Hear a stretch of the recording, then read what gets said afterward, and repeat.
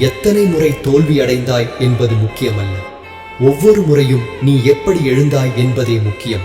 வெற்றி தாமதமாக வந்தாலும் அது உன்னை வலுவாக்கி கொண்டே வருகிறது.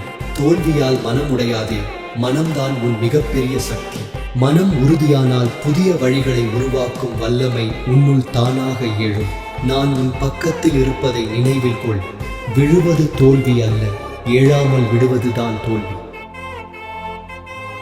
ஆட்சியே அவங்க பக்கம் இருக்கு, போடா. ஆண்டவனே நம்ம பக்கம் இருக்கா.